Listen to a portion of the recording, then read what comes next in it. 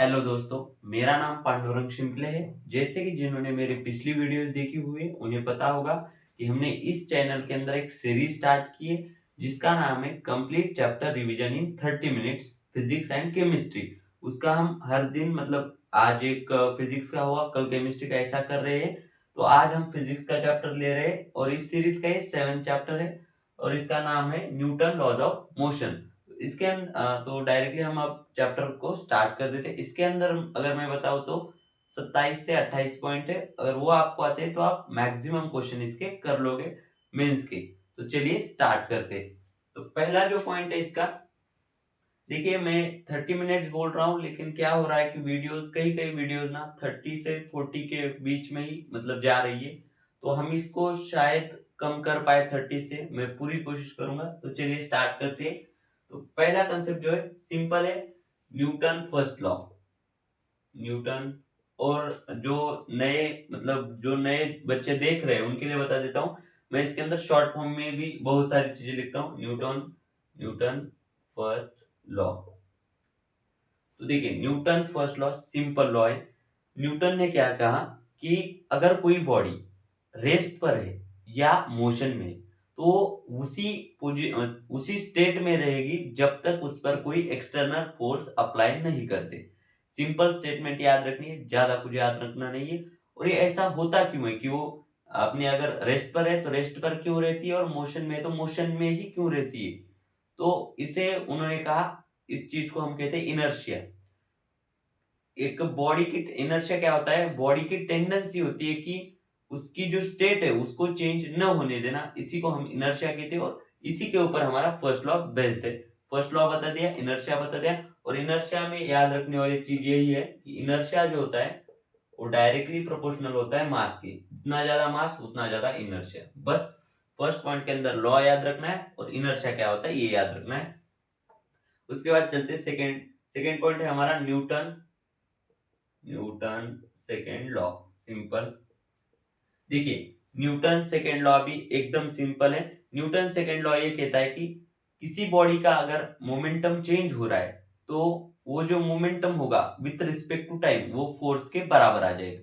तो इसके अंदर अगर आप स्टेटमेंट याद रखो ना रखो, एक इंपॉर्टेंट फॉर्मूला जो कि सबको याद होता है वो इसके अंदर याद होना भी चाहिए। वो है फोर्स इज इक्वल टू, मान लीजिए हम डिराइव कर लेते तो जैसे इन्होंने कहा फोर्स जो होता है वो change in momentum with respect to time होता है। तो मोमेंटम क्या होता है, एम वी का, जैसे कि पहले स्टार्टिंग से लिखते हैं तो मोमेंटम को हम पी से डिनोट करते हैं। तो delta P upon delta T, इसको इन्होंने फोर्स बोल दिया।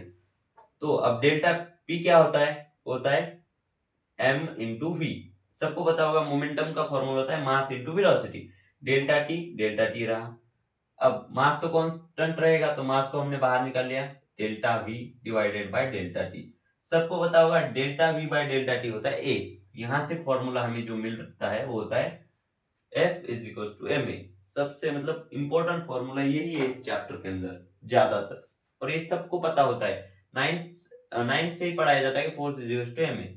उसके बाद चलते हैं हम थर्ड पॉइंट पे। बस इसके अंदर यही याद रखना है, जब भी चेंज इन मोमेंटम होगा विद रिस्पेक्ट टू टाइम वो बराबर होगा फोर्स के। बस यही स्टेटमेंट हमें न्यूटन ने दी थी।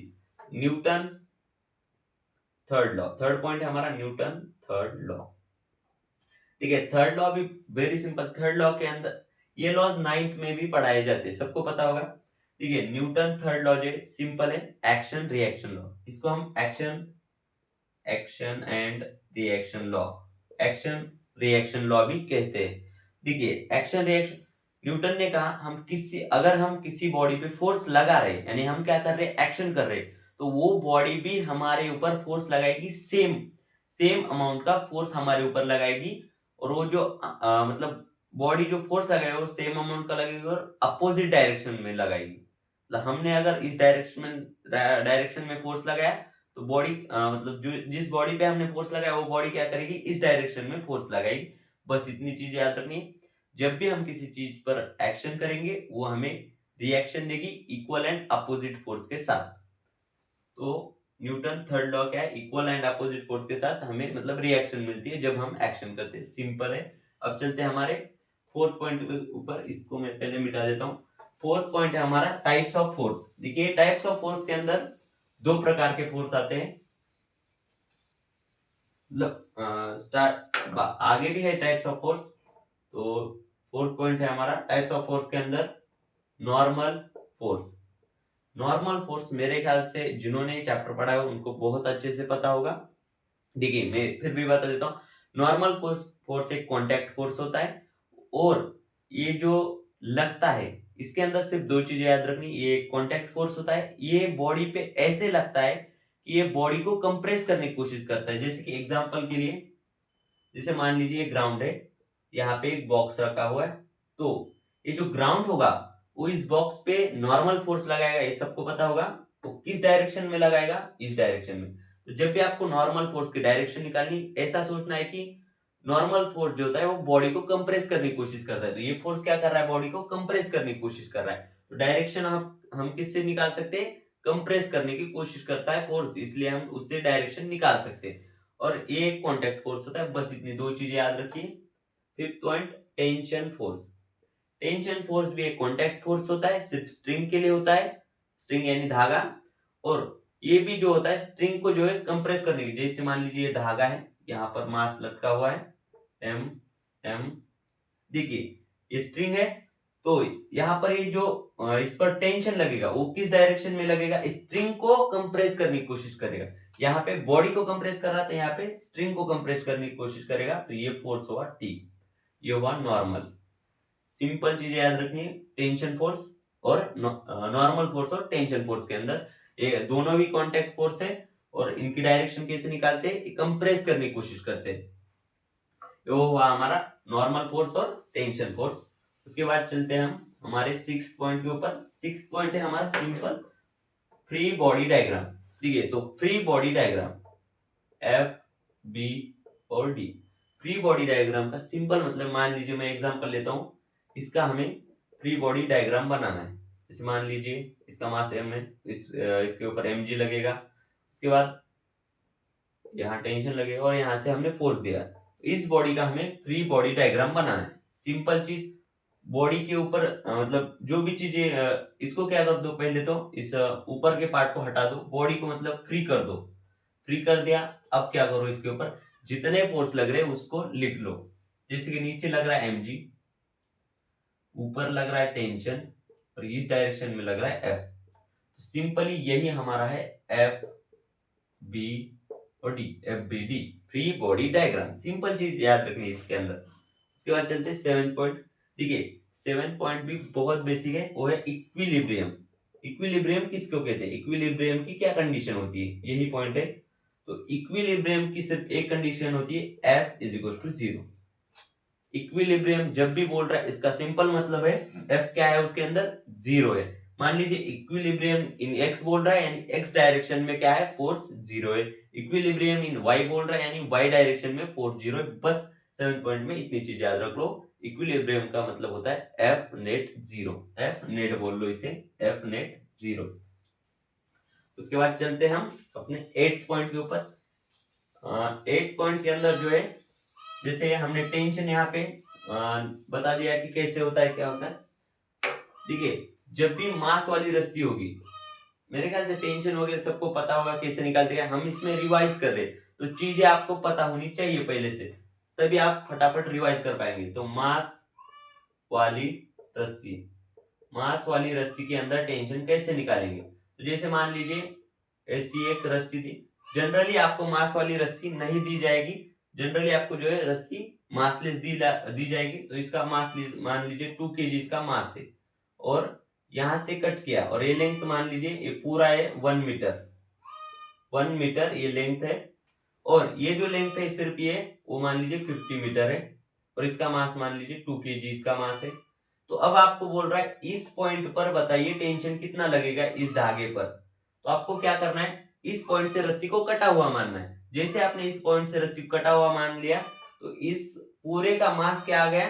ये 2 kg प्लस ये इस रस्सी का मास भी हमें पकड़ना है। तो इस रस्सी का मास कितना आ जाएगा? 1 मीटर, सॉरी 15 सेंटीमीटर, 15 सेंटीमीटर। तो जैसे 15 सेंटीमीटर, सिंपल सी चीज, देखिए आप 2 kg कितने में, 100 सेंटीमीटर के अंदर अगर 2 kg मतलब 2 kg मास अगर 100 सेंटीमीटर के अंदर है तो 50 सेंटीमीटर के अंदर कितना मास होगा, इसके अंदर जो मास होगा इसका होगा 1 kg। सिंपल चीज। अब पूरा मास कितना होगा, 1 kg प्लस 2 kg कितना हो गया, 3 kg। तो मास कितना आ गया हमारा पूरा 3 kg। सिंपल। तो टेंशन क्या आ जाएगा, ये पूरा 3 kg पे लगेगा क्या mg, तो 30, मान लीजिए हम g की वैल्यू 30 न्यूटन, तो हमारा टेंशन जो आ गया हो गया 30 न्यूटन। तो सिंपल चीज याद रखनी, मास वाली रस्सी में हमें उस पॉइंट पे रस्सी को क्या मानना है, कटा हुआ मानना है। तो चलते आगे हमारे 9th पॉइंट पे। 9th पॉइंट जो है हमारा वो एकदम मतलब ये पॉइंट भी एकदम सिंपल है। जैसे मान लीजिए आपको पुल्ली ब्लॉक सिस्टम दिया होगा, जैसे मान लीजिए ये पुल्ली ब्लॉक सिस्टम दिया है, ऐसा मान लीजिए। हम एक काम करता हूँ, ऊपर लिख लेता हूँ यहाँ पे। पुली ब्लॉक सिस्टम के क्वेश्चंस हम कैसे सॉल्व करेंगे, ये चीज मतलब हमारे 9th और 10th पॉइंट में है। तो 9th पॉइंट के अंदर क्या है, पुली ब्लॉक सिस्टम। पुली ब्लॉक सिस्टम। तो जैसे मान लीजिए ये हमारा पुली है, इसके ऊपर मास लटका हुआ है, ठीक है। तो यहाँ पे मास है और यहाँ पे भी मास है। तो ये तो मान लीजिए इसका भी मास m है, इसका भी मास m है। तो ये तो हुआ इक्विलिब्रियम वाली कंडीशन। यहाँ पे F क्या है, 0 है, फोर्स क्या है यहाँ पे 0। तो मान लीजिए आपसे बोल सकता है कि अगर F 0 है तो मास मतलब यहाँ का मास दीजिए। मतलब आपको पुली ब्लॉक सिस्टम में बस एक चीज याद रखनी, वो है इक्वेशन। जितनी भी आप फोर्स की इक्वेशन बना सकते हैं, पॉसिबल जितनी भी इक्वेशन आप बना सकते हैं उतनी बनाइए। मान लीजिए आपको पूछ सकता है टेंशन कितना होगा स्ट्रिंग के अंदर, सिंपल क्वेश्चन एकदम। टेंशन कितना होगा, यहाँ mg फोर्स लगेगा, टेंशन mg के बराबर होगा। टेंशन बराबर आ गया mg। सिंपल। ऐसा ही क्वेश्चन इसके अंदर पूछा जाएगा, क्योंकि यहाँ पे कुछ और पूछ ही नहीं सकते ना, क्योंकि ये एफ नेट 0 हो गया। और आगे जो है मान लीजिए 9th हो गया। 10th पॉइंट के अंदर अब आपको क्वेश्चन पूछे जा सकते हैं, वो है मान लीजिए यहाँ पे आपको जो है यहाँ पे 3m दे दिया, यहाँ पे m दे दिया, m यहाँ पे m दे दिया। अब आपको क्या पूछ सकता है, जैसे इसका एक्सेलरेशन आपको निकालना पड़ेगा, उसके बाद इसके अंदर टेंशन, सारी चीजें निकालनी पड़ेगी। तो अब आपको F = ma इक्वेशन जितनी आप बना सकते हो वो बनानी है, टेंशन की टर्म में, फोर्स की टर्म में, सब की टर्म में। और फिर आपको चीजों को सॉल्व करना है। यहाँ पर मैं सिर्फ बता रहा हूँ कि क्वेश्चन को कैसे सॉल्व करना है, हम क्वेश्चन प्रैक्टिस नहीं करेंगे, ठीक है। तो यहाँ पे आपको फोर्स की जितनी मैक्सिमम इक्वेशन बन सकती है उतनी बनाइए और सॉल्व कीजिए, आपको आंसर मिल जाएगा। थोड़ा दिमाग तो आपको लगाना पड़ेगा। तो चलते आगे हमारे 10th पॉइंट हो गया। 11th पॉइंट के ऊपर देखिए, 11th पॉइंट भी एकदम सिंपल पॉइंट है।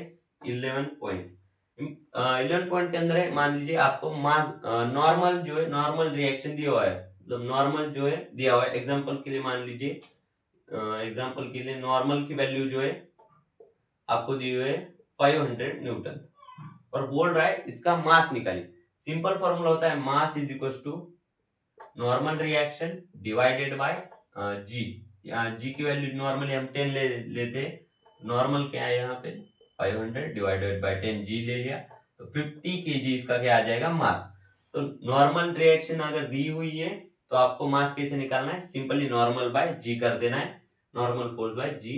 उसके बाद चलते हैं 12th point, apparent wait. Apparent wait देखिए, एपरेंट वेट क्या होता है। एपरेंट वेट का सिंपल मतलब होता है जब भी हम किसी एक्सेलरेटेड बॉडी में मतलब मूव करते हैं तब हमारा एक अलग वेट आता है, उसी को हम एपरेंट वेट बोलते हैं। ये आप फोर्स की इक्वेशन बना के कैलकुलेट कर सकते हैं। और फोर्स की सिंपल इक्वेशन बनानी किसमें, F = ma की टर्म्स में, वो सिंपल इक्वेशन बनाइए और m आपको मिल जाएगा। वही हमारा क्या होता है, एपरेंट वेट। एपरेंट वेट का सिंपल मतलब होता है जो कि मैंने बता दिया है। अब हम चलते 13 पॉइंट के ऊपर। देखिए 13 पॉइंट के ऊपर जो है मतलब यहाँ पे स्ट्रिंग कंस्ट्रेंट मोशन। इसके अंदर दो फॉर्मूले वही याद रखने, बाकी कुछ नहीं। Summation of T dot V, यहाँ पे टी टेंशन है, वी वेलोसिटी, ये 0 आएगा। And summation of T dot A, ये भी 0 आएगा। सिंपल फॉर्मूला आपको ये दोनों याद होने। स्ट्रिंग स्ट्रिंग कंस्ट्रेंट मोशन बोल रहे हैं, वेज कंस्ट्रेंट मोशन, दोनों में यही फॉर्मूले यूज हो जाएंगे, ठीक है। और इससे जो भी चीजें बोलेगा वो आप कैलकुलेट कर सकते हो, दिमाग आपको वहां पे लगाना पड़ेगा। अब चलते हैं हमारे 14 पॉइंट के ऊपर। ठीक है, 14 पॉइंट पे एकदम सिंपल है, सूडो फोर्स। इसके अंदर मैक्सिमम पॉइंट जो वेरी सिंपल पॉइंट है, pseudo pseudo force pseudo force pseudo force का सिंपल डायरेक्टली फॉर्मूला याद रखिए, m इंटू ए। अब ए क्या है, non inertial frame acceleration, non inertial frame का एक्सेलरेशन, नॉन इनर्शियल फ्रेम का एक्सेलरेशन जो होता है वो होता है ए हमारा। तो बस इसके अंदर नॉन इनर्शियल फ्रेम मेरे ख्याल से सबको पता होगा, हमने मतलब इसको पहले भी डिस्कस किया हुआ है। नॉन इनर्शियल फ्रेम का मतलब होता है जो बॉडी एक्सेलरेटिंग होती है ना, तो उसको हम नॉन इनर्शियल फ्रेम कहते हैं। तो उसका एक्सेलरेशन लिखेंगे तो हमें सूडो फोर्स मिल जाएगा। बस इतना याद रखना है कि सूडो फोर्स का ये फॉर्मूला होता है। उसके बाद चलते हैं हमारे 15 पॉइंट के ऊपर। 15 पॉइंट है स्प्रिंग फोर्स। तो देखिए स्प्रिंग फोर्स का भी सिंपल फॉर्मूला याद रखना है, F is equal to minus of kx। K क्या है यहाँ पे कांस्टेंट है, और x क्या है, जो स्प्रिंग के अंदर नेचुरल लेंथ होती है उससे डिस्टेंस क्या है हमारा x। मान लीजिए अगर पहले नेचुरल लेंथ पे तब x लेंगे, अगर पहले नेचुरल लेंथ पे नहीं, मतलब मान लीजिए x इनिशियल जो है 0 है तब ये फॉर्मूला यूज होगा। मान लीजिए x इनिशियल कुछ दिया हुआ है, मान लीजिए x इनिशियल x ही है, x1 है, तो यहाँ पे जो फोर्स होगा वो होगा minus of k x2 minus x1, simple ये फोर्स हो जाएगा। अब चलते हैं हमारे 16 पॉइंट के ऊपर। 16 पॉइंट है इम्पल्स। देखिए इम्पल्स जो होता है वो होता है force into time. Simple formula याद रखना है, फोर्स इनटू टाइम या चेंज इन टाइम बोल लो, कुछ भी बोल सकते हो आप, ठीक है। तो अब आपको इसमें क्या याद रखना है, तो फॉर्मूला याद रखिए। आपको क्या करेगा, कभी कभी इंपल्स दे देगा इन टर्म्स ऑफ टाइम के रिस्पेक्ट में इंपल्स दे देगा और फोर्स पूछ लेगा, तो आपको क्या करना है, इसको इधर ले आना है। तो फोर्स क्या हो जाएगा इंपल्स की टर्म में, इंपल्स डिवाइडेड बाय dt बोल लो या t बोल लो। तो आप मतलब अगर आप फोर्स निकालना है तो इंपल्स को डिफरेंशिएट कीजिए, और वही अगर आपको मान लीजिए फोर्स दिया हुआ है और इंपल्स निकालना है तो फोर्स को क्या कीजिए, इंटीग्रेट कीजिए, यहाँ डिफरेंशिएट यहाँ इंटीग्रेट, सिंपल चीज वो आपको समझ भी आ रही होगी। तो इंपल्स हो गया हमारा। अब चलते हैं हमारे 17 पॉइंट के ऊपर। 17 पॉइंट है हमारा फ्रिक्शन। तो फ्रिक्शन क्या होता है, ठीक है, फ्रिक्शन फोर्स। 17 है फ्रिक्शन फोर्स सिंपल फोर्स। देखिए जब भी कोई बॉडी किसी सरफेस के ऊपर चलती है तो उन दोनों के बीच में एक फोर्स लगता है, होता है फ्रिक्शन फोर्स। क्यों लगता है, बॉडी की जो रफनेस होती है उसकी वजह से दोनों के बीच में एक फोर्स लगता है, उसको हम फ्रिक्शन फोर्स बोलते हैं। सिंपल चीज याद रखनी है, फ्रिक्शन फोर्स क्या है, बॉडी जब किसी सरफेस के ऊपर चलती है तो उसके अंदर जो रफनेस होती है उसकी वजह से जो फोर्स लगता है होता है फ्रिक्शन फोर्स। कुछ याद नहीं रखना है। अब इसके अंदर 18 पॉइंट है हमारा स्टैटिक फ्रिक्शन, और मतलब टाइप्स ऑफ फ्रिक्शन। तो इसके अंदर पहला है स्टैटिक फ्रिक्शन। देखिए फ्रिक्शन फोर्स का कोई फॉर्मूला नहीं, स्टैटिक फ्रिक्शन और काइनेटिक फ्रिक्शन का फॉर्मूला है स्टैटिक फ्रिक्शन पहले बता देता हूं क्या होता है। ठीक है, स्टैटिक फ्रिक्शन का सिंपल मतलब होता है friction force, static friction force मान लो। देखिए स्टैटिक फ्रिक्शन फोर्स कब लगता है, जब बॉडी रुकी हुई होती है तब स्टैटिक फ्रिक्शन फोर्स लगता है, सिंपल ये चीज याद रखनी। और इसका फॉर्मूला होता है static friction is equal to KS into normal हमने कैलकुलेट करना सिखाया है। नॉर्मल का एक मैंने तब बताया नहीं पहले, नॉर्मल का फॉर्मूला सिंपल एक होता है mg, mass into acceleration due to gravity, ये याद रख सकते हो। तो static friction is equal to KS into KS क्या है, एक कांस्टेंट वैल्यू है जो कि आपको दी होगी, और नॉर्मल जो कि आपको निकालना पड़ेगा। सिंपली ये याद रखना है, जब बॉडी रुकी हुई होगी तब कौन सा फोर्स लगेगा, स्टैटिक फ्रिक्शन फोर्स लगेगा। और अब आता है काइनेटिक फ्रिक्शन फोर्स। तो काइनेटिक फ्रिक्शन फोर्स क्या होता है, जब बॉडी चल रही होती है ना तब भी उसके ऊपर एक फोर्स लगता है जिसको हम काइनेटिक फ्रिक्शन फोर्स बोलते हैं। इसका फॉर्मूला जो होता है काइनेटिक फ्रिक्शन फोर्स का फॉर्मूला होता है के बोल लो 10, मतलब काइनेटिक फ्रिक्शन का फॉर्मूला होता है के इंटू एन। के क्या है, यहाँ पर भी एक कांस्टेंट वैल्यू है जो कि आपको गिवन होगी। सॉरी, इसको के से नहीं म्यू से डिनोट करते हैं, म्यू एस और म्यू के। म्यू एस और म्यू के क्या है, कांस्टेंट वैल्यूज है जो कि आपको गिवन होगी। तो काइनेटिक फ्रिक्शन फोर्स क्या होता है और काइनेटिक फ्रिक्शन फोर्स की वैल्यू देखिए, ये जो होता है वो सेल्फ एडजस्टेबल होता है, यानी आप जो स्टैटिक फ्रिक्शन है उसको इस वैल्यू से कम भी लगा सकते हो, जितनी जरूरत है उतना भी लगा सकते हो। लेकिन काइनेटिक फ्रिक्शन जो होता है मतलब एडजस्टेबल नहीं होता है, सेल्फ एडजस्टेबल नहीं होता है, इसको आप इतना ही लगाना पड़ेगा आपको। ये हमारा 19 पॉइंट। उसके बाद चलते हैं 20 पॉइंट। 20 पॉइंट भी एकदम सिंपल है, angle of friction. Angle of friction, angle of friction का सिंपल मतलब है फ्रिक्शन फोर्स और नॉर्मल के बीच जो एंगल होगा वही होगा हमारा angle of friction. Simple, angle theta between normal and friction force. Simple, अगर ये चीज याद रखनी हो तो याद रख सकते हो। 20 पॉइंट हो गया। अब चलते हैं हमारे 21 पॉइंट पे। 21 पॉइंट देखिए, 21 पॉइंट जो है ये सिंपल है, angle of repose. Angle of repose, angle of repose का सिंपल मतलब होता है इस लाइन को हम कितना उठाए, इसके मान लीजिए इसके ऊपर कोई बॉक्स रखा हुआ है, इस लाइन को हम ग्राउंड से कितना उठाए कि ये बॉक्स चलने लग जाए। जैसे मान लीजिए हमने इस लाइन को जो है ऐसा मतलब ऐसा उठा लिया और यहाँ पे ये बॉक्स चलने लग गया, तो ये जो थीटा होगा वही हमारा होगा एंगल ऑफ रिपोज। सिंपल सा कंसेप्ट यहाँ पे लगता है। और ये जो थीटा की मतलब वैल्यू होती है वो मेरे ख्याल से tan थीटा बराबर होता है, tan थीटा म्यू एस के या म्यू के बराबर होता है। ठीक है, तो ये चीज आप याद भी रख सकते हो। अब चलते हैं हमारे 22 पॉइंट के ऊपर।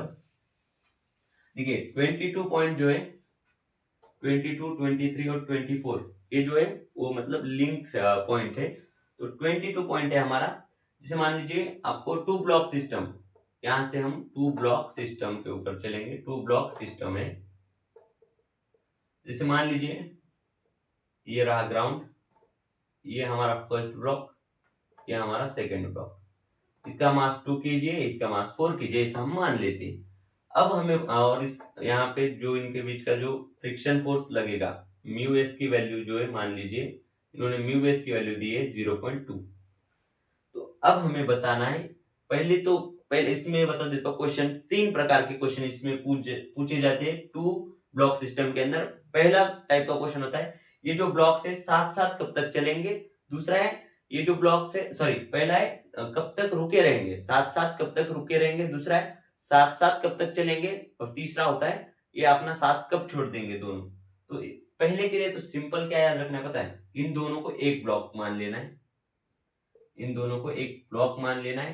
तो यहाँ पे इनका म्यू एस की वैल्यू जो कि 0.2 है और इतना 6 kg का, तो बस म्यू जो स्टैटिक फ्रिक्शन यहाँ पे लग रहा है उसकी value, static friction force, static friction force यहाँ पे जो लग रहा है mu S into normal. Normal मेरे ख्याल से सबको निकालना आता होगा, नॉर्मल होता है m इंटू जी। हम g की वैल्यू यहाँ पे 10 मान के चलते हैं, जो कि 9.8 होती है, लेकिन हम 10 मान के चलते हैं। तो 6 इंटू जी जो कि हो जाएगा हमारा 60 इंटू म्यू एस जो कि है 0.2, जो कि हमारा वैल्यू आ जाएगा 12 न्यूटन। तो सिंपल चीज, जब तक फोर्स हम यहाँ पर 12 न्यूटन नहीं लगाते हैं तब तक ये दोनों रुके रहेंगे, यानी 12 न्यूटन के बाद ये चलने लग जाएंगे। अब चलते आगे, हमारा ये होगा 23 पॉइंट। जैसे मान लीजिए सेम ब्लॉक है, अब बोल रहा है ये दोनों साथ साथ कब तक चलेंगे। म्यू एस की वैल्यू मान लीजिए यहाँ पर 0.2 ही है, और यहाँ पे भी आपको म्यू एस की वैल्यू अब दी हुई है, यहाँ पर भी दी हुई होगी या नहीं दी होगी यहाँ पर मान लीजिए 0.1 है। तो अब क्या करना है आपको, पहले निकालना है इसका एक्सेलरेशन, ऊपर वाले का एक्सेलरेशन। तो ये जो है कब तक रुका रहेगा, इस पे स्टैटिक फ्रिक्शन लगेगा, एक ऊपर वाले के ऊपर स्टैटिक फ्रिक्शन लगेगा। तो ऊपर वाले के ऊपर स्टैटिक फ्रिक्शन फोर्स हम निकाल लेते, जो कि होगा म्यू एस, जो कि है 0.1 इंटू एन। एन क्या है, normal force. 0.1 into normal force, इसके ऊपर कितना लगेगा, ये जो ब्लॉक है इसके ऊपर फोर्स लगाएगा 20 न्यूटन का नॉर्मल फोर्स। तो 2 न्यूटन हमारा क्या आ गया, फोर्स। तो अब हमें क्या निकालना है, ऊपर वाले की एक्सेलरेशन। एक्सेलरेशन क्या होती है, एफ बाय एम। एक्सेलरेशन होती है एफ बाय एम। इतनी इतनी सिंपल चीज तो सबको पता होगी। एफ है हमारा 2, F by M, F by M. Mass है हमारा 2, एक्सेलरेशन निकल के आ गया 1 मीटर पर सेकेंड। यानी अगर नीचे नीचे वाले को अगर आप 1 मीटर पर सेकेंड से दौड़ाओगे तो ऊपर वाला भी क्या है, 1 मीटर पर सेकेंड से जाएगा आगे। लेकिन अगर आप नीचे वाले को 1.2 कर दोगे मीटर पर सेकेंड स्क्वायर एक्सेलरेशन, तो ऊपर वाला जो है वो पीछे खिसक जाएगा। तो अब क्या करो, नीचे वाले के एक्सेलरेशन निकाल लो। नीचे वाले के ऊपर कितना फोर्स लग रहा होगा, स्टैटिक फ्रिक्शन फोर्स, जो कि होगा 0.2 इंटू इसका नॉर्मल फोर्स। इसके ऊपर देखिए नॉर्मल फोर्स कौन सा लग रहा होगा, ये पूरा पूरा कौन सा, ये 60, ये 4 प्लस ये 2, 60 वाला। तो ये फिर से क्या आ जाएगा, 12 न्यूटन। तो अब ये क्या आ गया, फिर से 12 न्यूटन आ गया। तो यहाँ पे एक्सेलरेशन क्या हो जाएगा, एफ बाय एम। तो एम आपको क्या लेना है, फिर से आपको 6 लेना है। तो ये आ जाएगा आपका 2 मीटर पर सेकेंड स्क्वायर। सॉरी, इसको मतलब ये चीज निकालने की जरूरत नहीं है हमें, ऊपर वाले का एक्सेलरेशन मिल गया। अब डायरेक्टली हम फोर्स निकालते हैं। F is equal to M into A. M क्या करना है, आप पूरा पकड़ना है। तो एम क्या है हमारा 6 इंटू एक्सेलरेशन 1। सॉरी, ऊपर वाले का एक्सेलरेशन निकल रहा है, गया नीचे वाले का एक्सेलरेशन हम निकाल लेंगे। यहाँ पे शायद कुछ गलती हो रहा है, क्योंकि 6 न्यूटन अगर फोर्स लगाएंगे तो ये चलने लग जाएगा। ऐसा तो नहीं हो सकता, मेरे ख्याल से 23 क्वेश्चन में कुछ गलती है। तो हम क्या करते हैं, एक बार फिर से मतलब मैं ट्राई करता हूँ। यहाँ पे हमने एक्सेलरेशन निकाल लिया ऊपर वाले ब्लॉक का। अब हम क्या करते हैं, नीचे वाले ब्लॉक का एक्सेलरेशन निकाल लेते हैं। पहले तो स्टैटिक फ्रिक्शन, हाँ 40, राइट, यहाँ पे शायद मुझसे ये गलती हुआ था। तो 0.2 इंटू इसमें लगेगा 40, जो कि 8 न्यूटन आ गया हमारा। तो अब देखिए ऊपर वाले की एक्सेलरेशन, जब तक हम नीचे वाले को एक्सेलरेशन जो है वो 1 मीटर पर सेकेंड नहीं देते, मतलब नीचे वाले को जब तक हम 1 मीटर पर सेकेंड नहीं देते, तब तक ऊपर वाला जो है वो रुका रहेगा। सॉरी, यहाँ पर हाँ सिंपल, अब मेरे समझ में आ गया कि जब तक हम नीचे वाले को 1 मीटर पर सेकेंड नहीं देते, तब तक जो ऊपर वाला है वो भी इसके साथ साथ चलता रहेगा। जैसे 1 मीटर पर सेकेंड से ज्यादा देंगे तब ये चलना बंद कर देगा। तो अब हमें क्या निकालना है कि फोर्स कितना देना पड़ेगा। ये 12 न्यूटन तो हमारा पहला ही है चलने के लिए। अब इसके बाद फोर्स कितना देना पड़ेगा, तो F is equal to M into A. M कितना है, पूरा लेंगे 6 इंटू ए एक्सेलरेशन। तो ये 6 Newton force, 12 plus 6 Newton force तक ये क्या करेगा, चलता, मतलब साथ साथ चलता रहेगा। तो 12 से लेकर के एफ अगर आप 18 तक दोगे तो ये क्या रहेगा, चलता रहेगा। वो थोड़ा पहले कंफ्यूजन हो गया था, चलता रहेगा। सिंपल इतनी चीज आपको याद रखनी है। उसके बाद चलते हैं हमारे 24th पॉइंट पे। 24th पॉइंट है, अब ये मतलब इन दोनों में फिसलन कब होगी, मतलब एक आगे चल जाएगा एक पीछे चल जाएगा। तो इसमें क्या याद रखना है, सिर्फ ये 18 के बाद 18 न्यूटन फोर्स जैसे दोगे ये आगे चला जाएगा ये पीछे चला जाएगा। तो ग्रेटर देन 18 फोर्स दोगे, सॉरी फोर्स की वैल्यू अगर आप ग्रेटर देन 18 रखोगे तो आपको ये वाली कंडीशन मिल जाएगी, इनके बीच का फिसलन। सिंपल ये चीज याद रखनी है। अब चलते हैं हमारे 25 पॉइंट पे।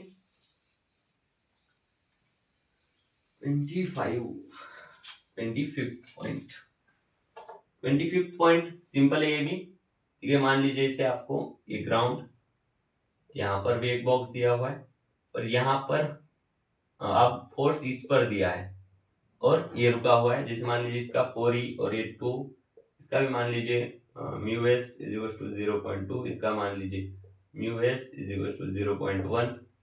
अब सिर्फ मैं बताता हूँ इसमें क्या करना है। पहले निकालना है ऊपर वाले का एक्सेलरेशन, फिर निकालना है नीचे वाले का एक्सेलरेशन। अब इसके अकॉर्डिंग आपको जो चीजें, तीन चीजों में से कोई भी पूछ सकता है, तो उसके अकॉर्डिंग आपको क्या करना है, चीजों को सॉल्व करना है। तो इसका एक्सेलरेशन निकाल लेंगे तो आपको चीजें सॉल्व हो जाएंगी मेरे ख्याल से। और इसके ऊपर ना ही आज तक, मतलब इसके ऊपर क्वेश्चन नहीं आए हो जो हमने पिछले किए उनके ऊपर क्वेश्चन आए। अगर एक आध क्वेश्चन आया होगा तो आप ऐसे सॉल्व कर सकते हो, इसका एक्सेलरेशन निकालो, इसका एक्सेलरेशन निकालो, और अब दोनों का सोच के आप क्वेश्चन को सॉल्व कर सकते हो। इतना इंपॉर्टेंट नहीं है क्योंकि इसके ऊपर अभी तक मेन क्वेश्चन नहीं है, ठीक है। तो 25th पॉइंट मैंने लिया है, एक्सेलरेशन वगैरह निकाल लीजिए, आपको सॉल्व हो जाएगा अगर क्वेश्चन आता है तो। इसकी आने की पॉसिबिलिटी है ही नहीं। 26 पॉइंट जो कि हमारा लास्ट पॉइंट भी है, ये हमारा रिकॉइल स्पीड। इसका सिंपल फॉर्मूला याद रखिए, M P by M. M P by M, ये जो ऊपर वाली चीज है वो है गन, बुलेट के लिए रिकॉइल स्पीड होती है बुलेट और गन प्रॉब्लम में। और ये है हमारे गन का मास, गन का मास नीचे, ऊपर बुलेट का मास और बुलेट की वेलोसिटी, रिकॉइल स्पीड। यहाँ पे होता है हमारा न्यूटन लॉज ऑफ मोशन खत्म। ठीक है भाई, इसमें कितना टाइम लगा मुझे नहीं पता, लेकिन एक बात बता रहा हूँ, मैंने जब पहले देखा था वीडियो शूट करने से पहले तो थोड़ा बीच में मतलब मेरे ऊपर अलग ही कलर का फ्लैश आ रहा है, तो वो थोड़ा आप देख लेना। और जाते जाते कह रहा हूँ, लाइक शेयर एंड सब्सक्राइब जरूर करें, कमेंट भी करें।